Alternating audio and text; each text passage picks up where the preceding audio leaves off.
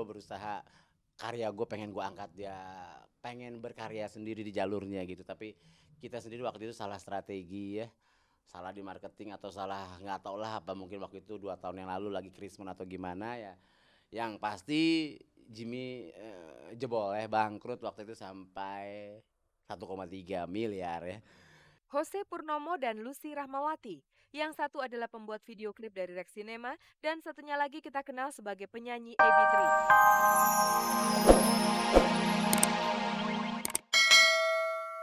Halo, apa kabar? Tentu saja kabar-kabar yang ada di hadapan Anda saat ini bersama saya Herawati hingga 30 menit nanti. Pemirsa, tak ada kabar yang tak kami kabar-kabari. Jimmy Gideon.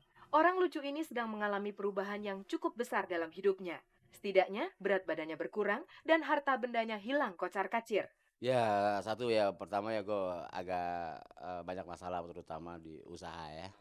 Terus juga akibat usaha itu timbul berbagai macam gosip, akhirnya sampai ke rumah tangga ya.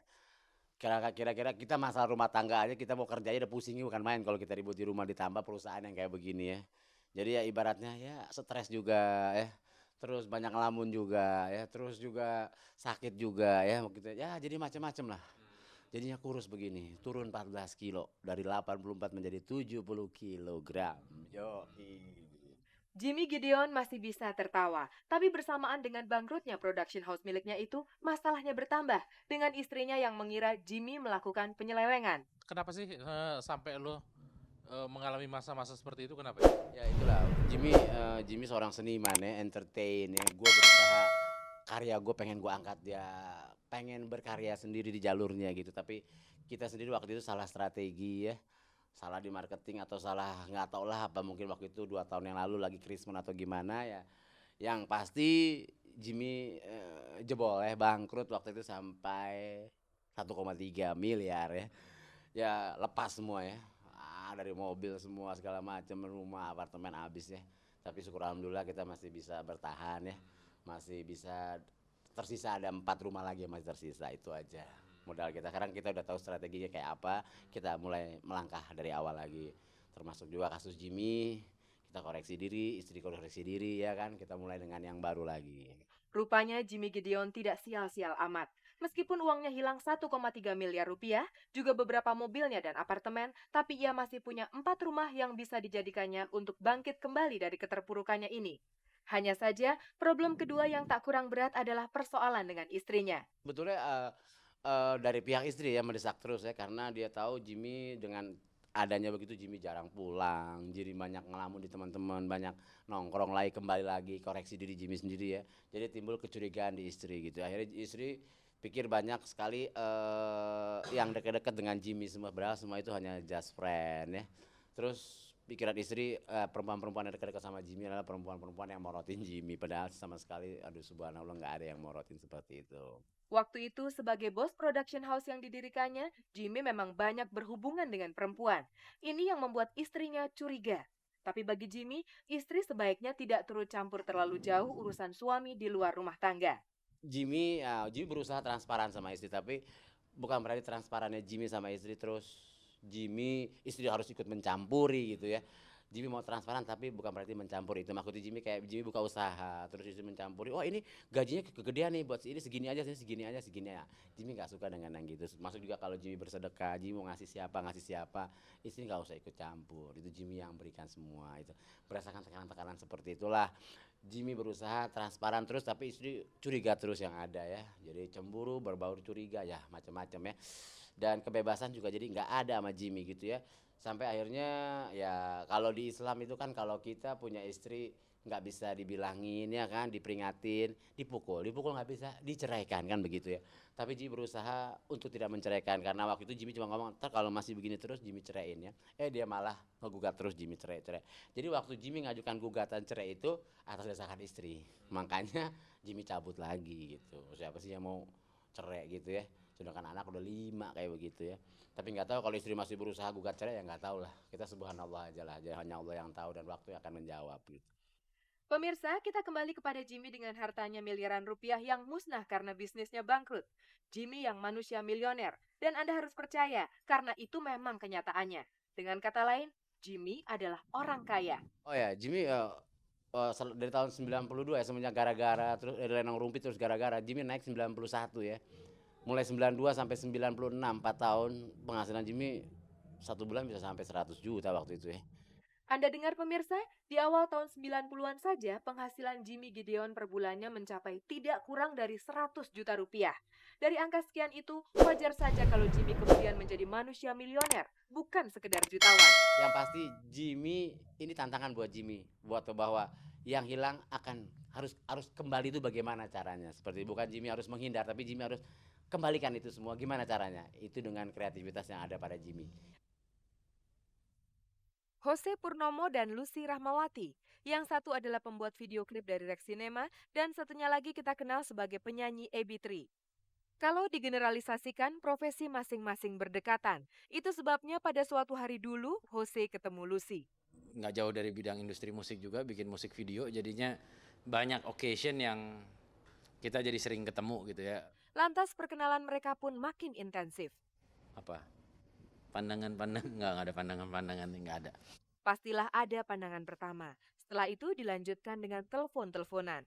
Selanjutnya telepon-teleponan gitu ya, habis itu telepon dan terus ada masih seperti kondisi itu juga bahwa ada undangan sama dan kayak gitu-gitu yang bikin kita jadi lebih sering. Mereka menjadi lebih sering ketemu.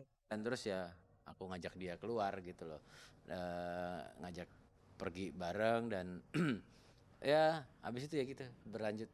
Mereka pun berpacaran setelah melalui proses pendekatan kira-kira 6 bulan. Proses, aduh berapa lama ya? Sebenarnya karena gue nggak juga orang yang inget tanggal, inget kapan segala macam. Jadinya sebenarnya kalau dari proses, kalau kenal deket dan segitu tuh rasanya sih berapa ya 6 bulan lah mungkin gitu ya 6 bulan. Nah terus ya setelah 6 bulan itu yang menjadi lebih intensif gitu. Apa ya?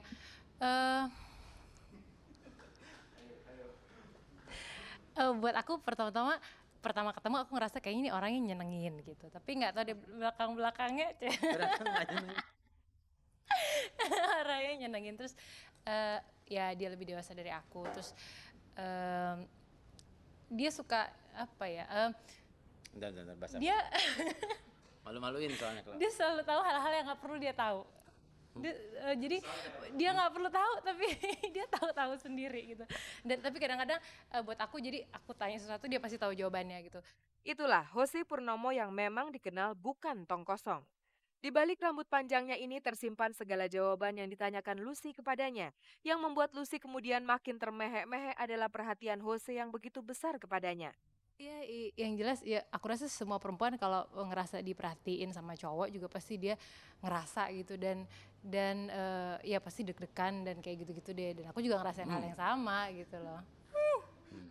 Untuk kalian yang belum berpacaran, curigalah bila ada seorang cowok atau cewek menelpon kalian lebih dari 1 jam.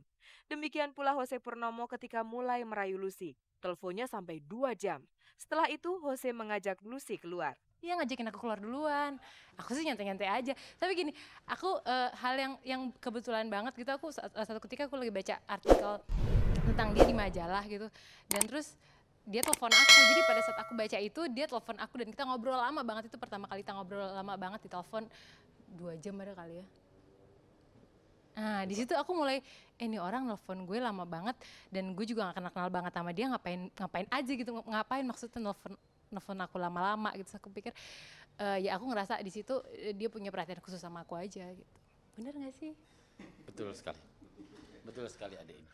Kemudian pacaran pun dimulai. Disinilah mereka saling menyesuaikan diri. Alhamdulillah nggak pernah berantem gitu ya, nggak pernah berantem. Oke lah kalau misalnya selisih paham ada akan, tapi kita tuh nggak pernah berantem sampai yang diem-dieman atau apa segala macam sampai sekarang gitu ya. Jadi gue ngerasa udah ya cocok. Maka berbicara tentang perkawinan pun segera dimulai. Alhamdulillah gue udah punya penghasilan sendiri, gue juga ngerasa faktor umur juga kali ya gitu, karena tahun ini gue 33 gitu. Jose pun mengajak Lucy menikah. Aku langsung bilang iya aku mau. Jadi udah jelas-jelas banget dia bisa ngelihat aku apa adanya, aku juga bisa ngelihat dia apa adanya. Terus waktu pertama kali dia ketemu orang tua aku juga, akunya yang malah deg-degan, orang tua aku bakalan marah nggak ya ngeliat dia gondrong begini. Terus udah gitu ya aku yang pertama aku yang pertama kali deg-degan, tapi ternyata dia diterima dengan baik di keluarga aku. Selanjutnya ditentukanlah akad nikah tanggal 20 Mei ini dan seminggu kemudian pesta perkawinannya. Menyongsong semua itu, kini Jose Purnomo dan Lucy Rahmawati sedang mempersiapkan diri sebaik-baiknya. Ya siap nggak siap harus siap. Siap nggak sebenarnya nih? Siap. Siap. Pemirsa, kabar pendek dari Gigi tadi akan kami susul dengan kabar pendek lainnya dari Feby Febiola yang sedang jengkel karena namanya dicatut oleh sebuah panitia di Surabaya. Pemirsa, kabar pendek berikut ini datang dari Feby Febiola. Bintang sinetron dan penyanyi ini sedang kesal karena namanya dicatut oleh sebuah panitia di Surabaya. Memang waktu itu pihak dari Surabaya menghubungi saya untuk show bridal, tapi ternyata tidak ada kecocokan sama mama saya, sama manajer saya gitu. Terus mama saya bilang ya udah kalau memang tidak cocok, mendingan tidak usah aja gitu. Tapi ternyata tanpa ada surat kontrak apapun, tanpa mereka menghubungi sama sekali, mereka dengan enak saja memasang nama saya di banner gitu, sama di iklan-iklan di koran. Jadi saya bingung dong, ya saya sebagai yang dimanfaatkan merasa dirugikan gitu. Kalau memang mereka mau pakai saya, kenapa nggak fair aja ngomong gitu, nggak usah pura-pura lupa. Feby kelihatannya bisa ngomong sambil tersenyum-senyum, namun dalam hati ia jengkel setengah mati. Itu barangkali akan dilampiaskannya lewat jalur hukum pada panitia yang memanfaatkan namanya itu. Saya sendiri sebetulnya ini masalah sudah saya serahkan ke mama gitu kan, lebih bagus kalau mama yang jelasin. Cuma kayaknya saya pengen membawa ini ke jalur yang lebih tepat gitu. Itu aja. Iya, ke jalur hukum. Tapi sering nggak sih nama kamu dimanfaatkan untuk hal-hal kayak begini? Nah ini sebetulnya sudah beberapa kali saya dengar gitu, banyak banget nih bilang ke saya, Feb, nama Feby ada untuk pemilihan model apa gitu, tapi di mana saya sendiri nggak tahu. Cuma bagi saya selama saya belum lihat persis gitu, bagi saya ya udah nggak apa-apa. Cuma ini memang gede-gedean acaranya dan saya sendiri lihat gitu, nama saya ada di iklan mereka gitu. Di sisi lain ini menunjukkan bahwa nama kamu laku dijual kan?